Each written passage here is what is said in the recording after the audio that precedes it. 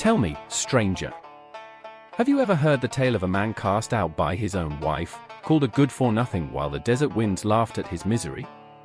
They say he wandered into the wastelands, where shadows ride faster than bullets, and where the legend of the Headless Rider haunts the night.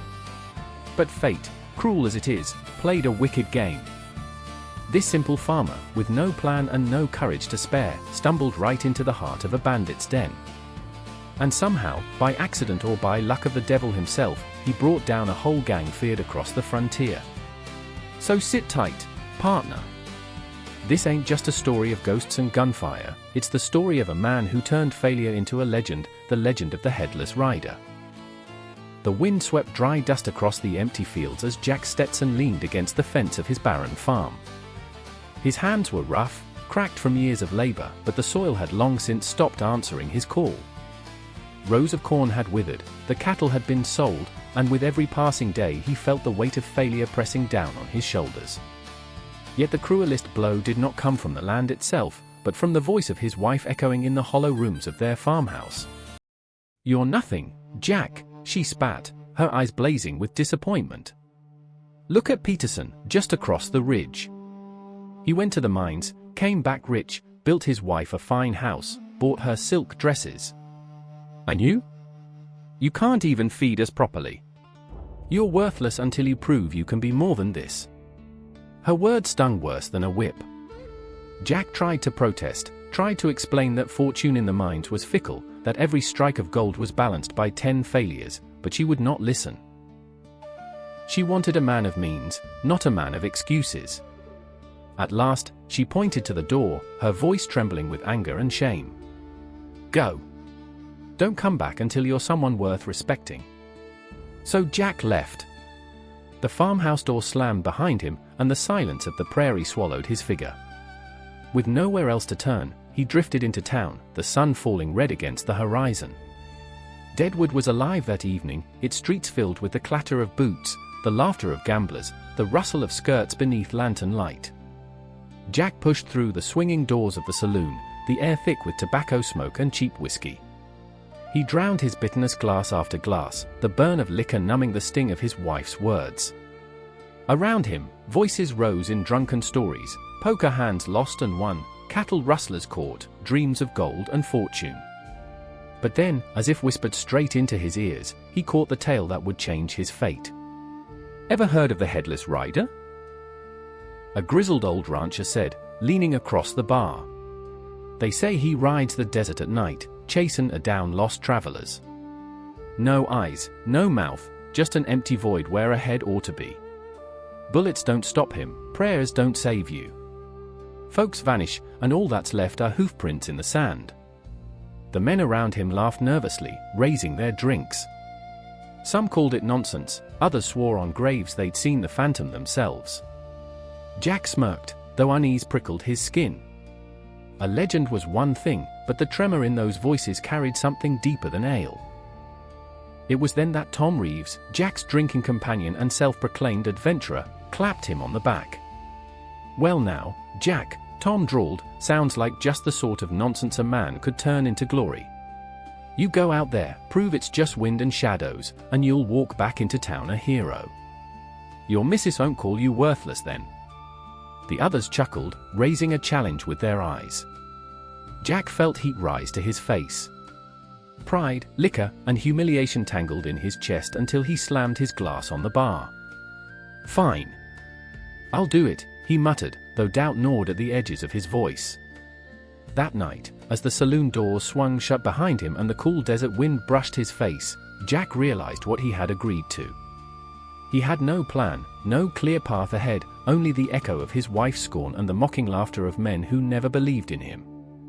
Somewhere in the darkness of the plains, a phantom story waited to be tested. Jack clenched his fists and whispered into the night, "We'll see if you're real." The desert did not welcome Jack, it swallowed him whole.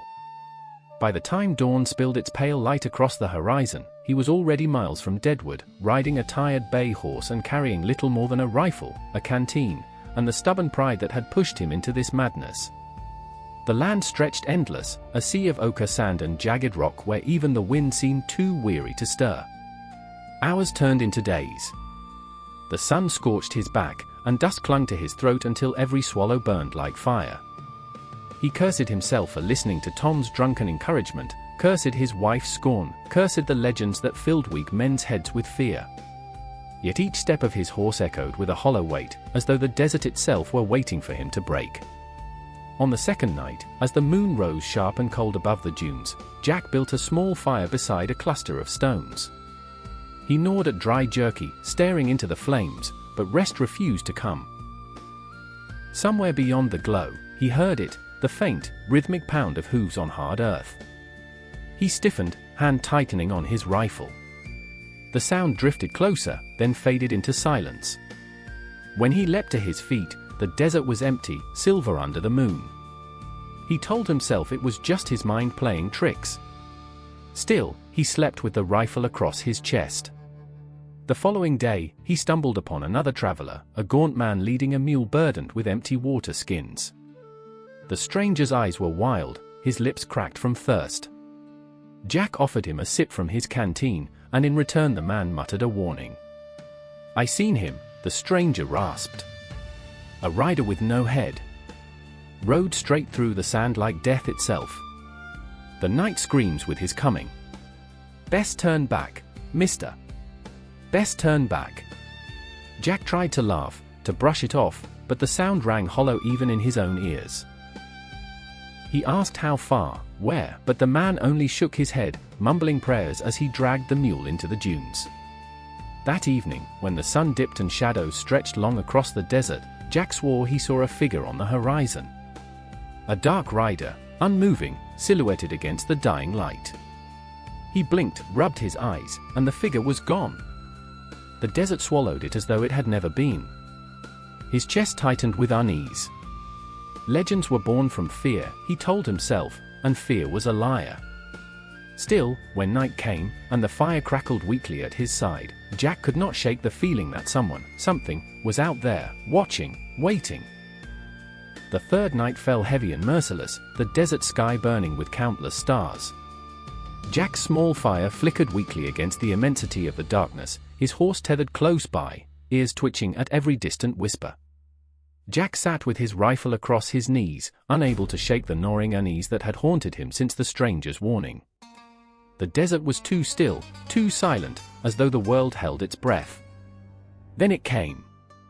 The sound of hooves, not faint as before, but thunderous, pounding the earth with terrifying rhythm. Jack sprang to his feet, heart hammering, scanning the horizon. At first he saw nothing, only shadows shifting with the firelight. But then, beyond the rocks, a rider burst into view. The figure was cloaked in black, mounted on a massive dark horse. But what froze Jack's blood was the absence where a face should be. No head, no features, only a hollow void, darker than the night itself. The rider leaned forward, spurring the horse faster, charging directly toward him. Jack fumbled for his rifle, firing wildly into the dark. The shots cracked like thunder, sparks lighting the night, but the figure did not falter.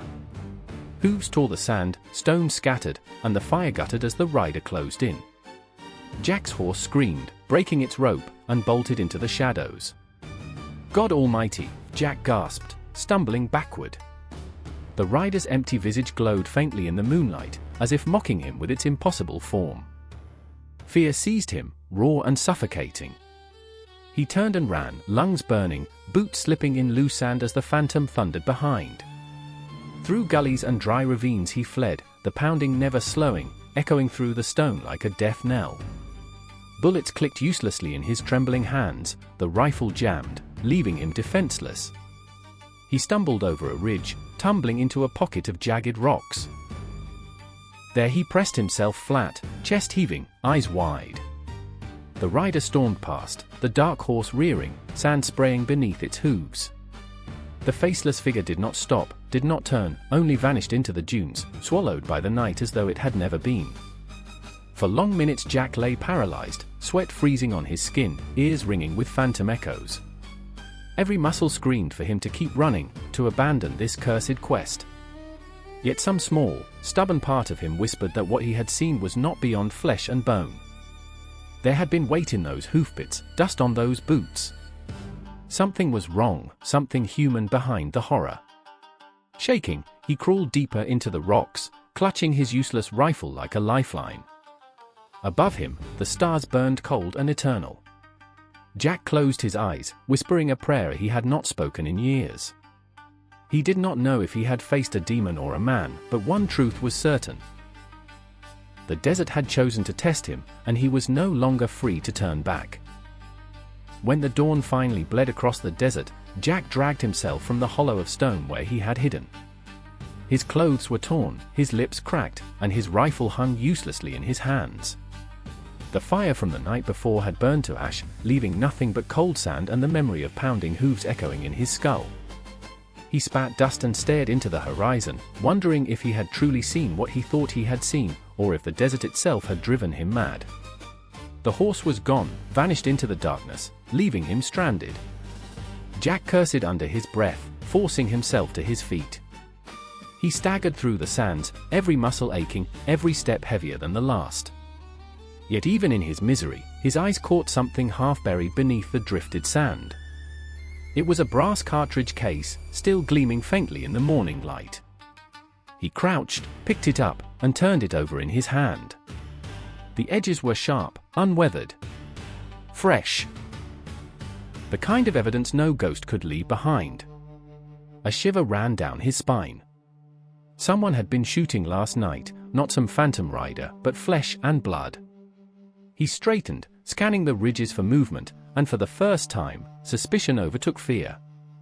If there were men out here dressing themselves as monsters, then they had a reason. And if they had a reason, then Jack had stumbled into something larger than legend. As the sun rose higher, he found more signs. Hoofprints too clear, too heavy, circling near the rocks. Boot prints alongside them, pressed deep into the sand. Even scraps of cloth snagged on a cactus thorn. Jack knelt and touched the fabric, black wool, coarse but real. Not a whisper of hellfire, not the shadow of some cursed spirit, just a man's clothing. Still, doubt gnawed at him. Could a mere disguise truly conjure such terror?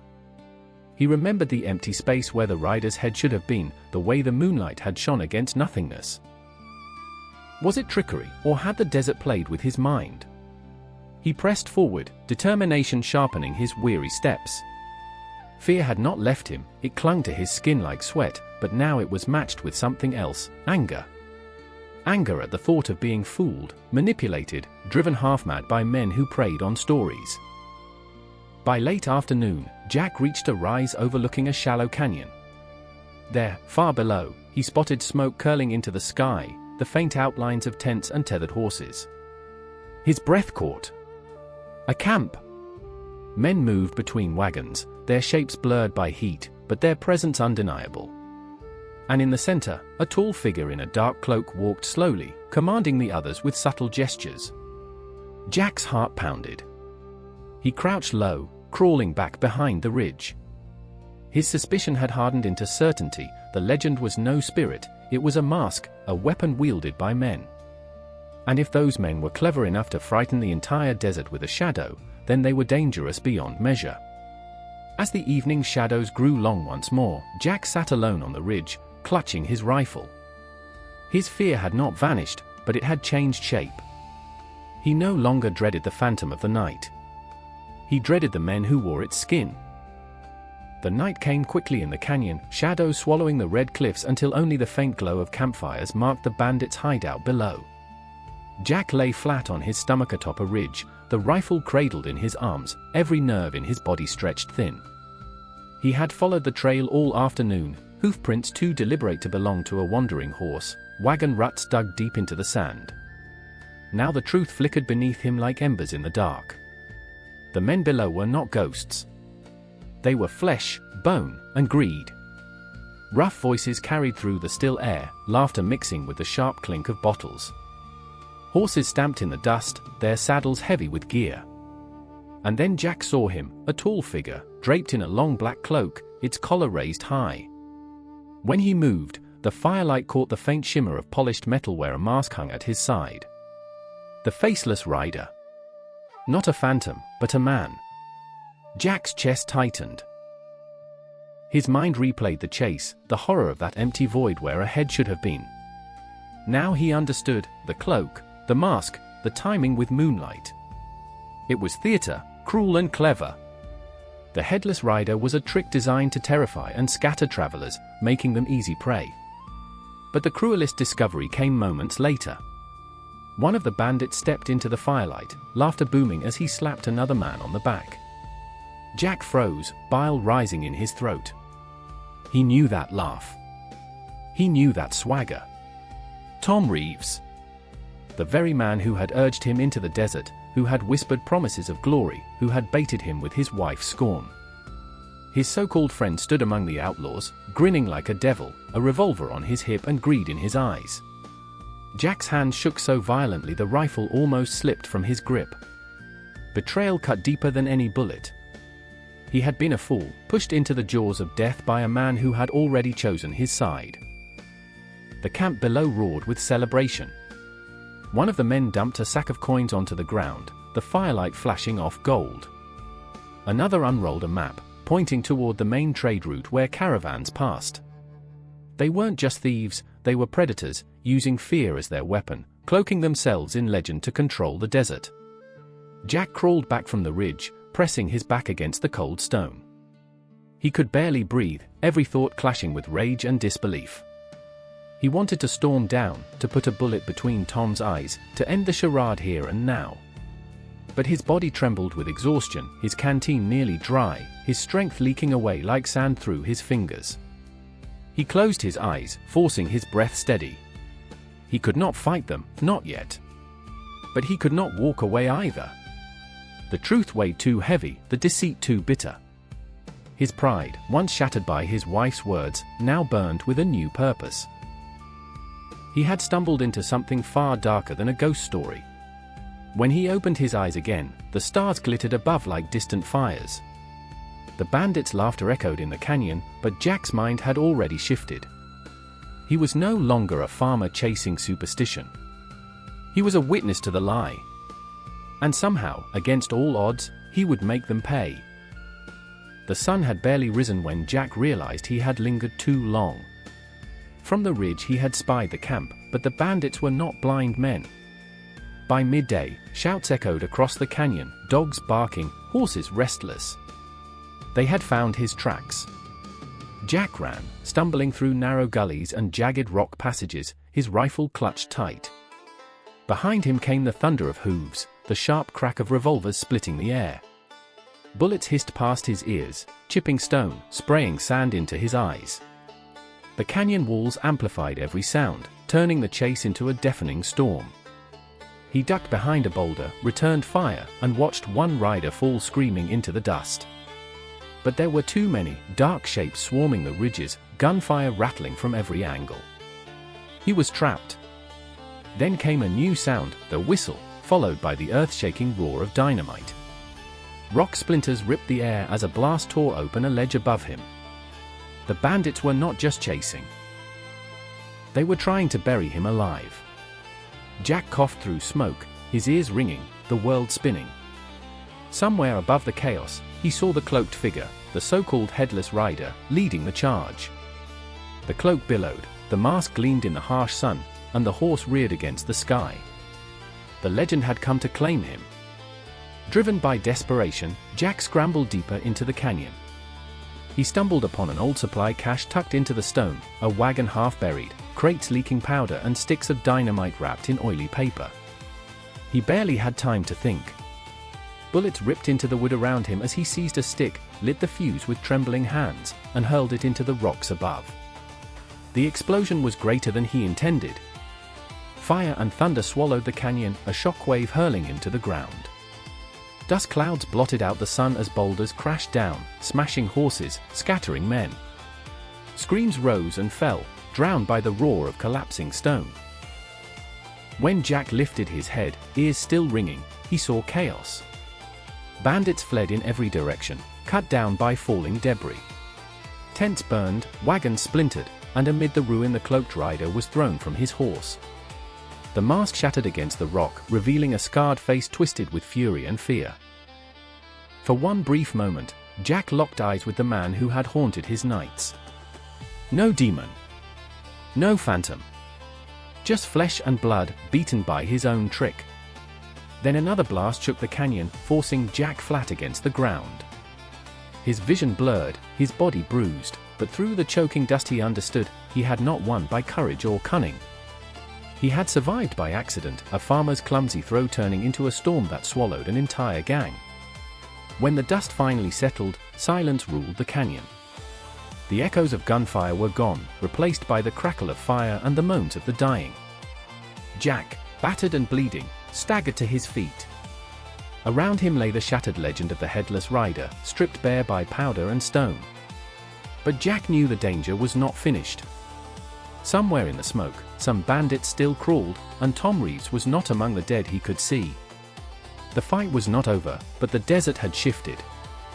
He was no longer the hunted. By sheer luck, he had become the destroyer of a myth. Each mile back to town felt endless.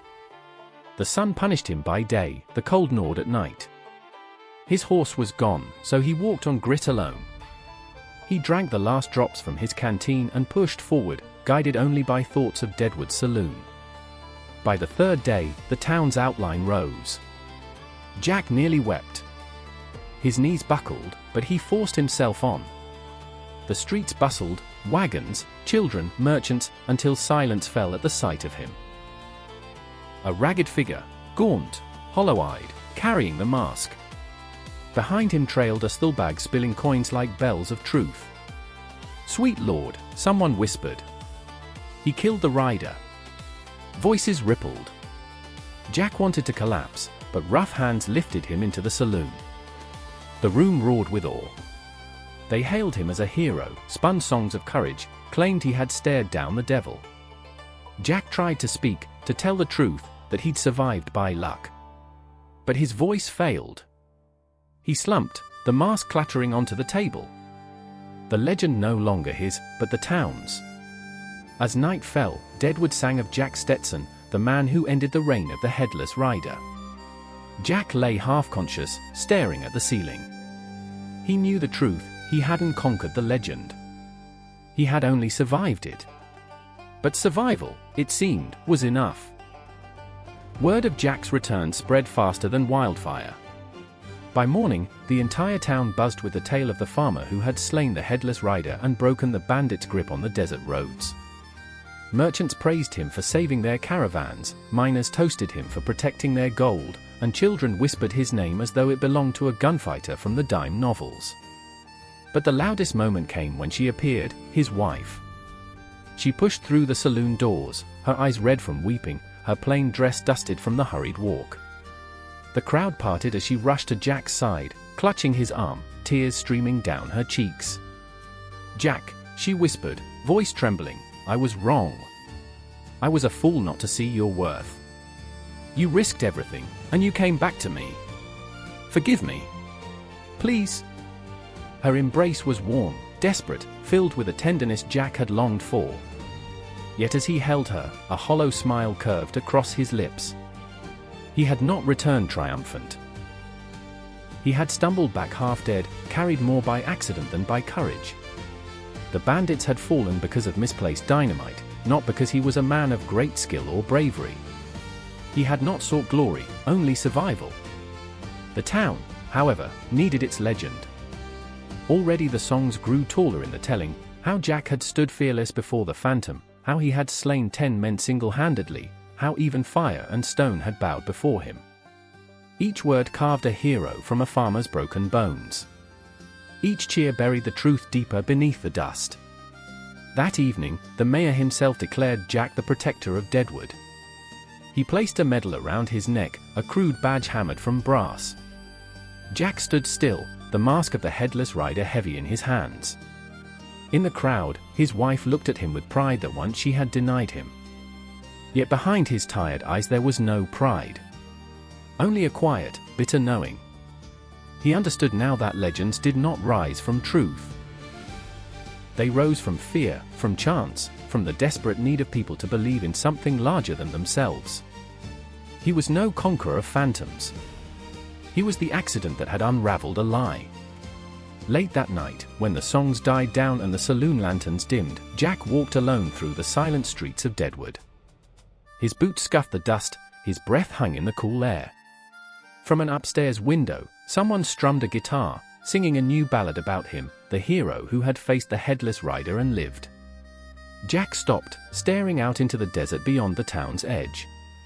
The darkness stretched forever, the same desert that had nearly consumed him.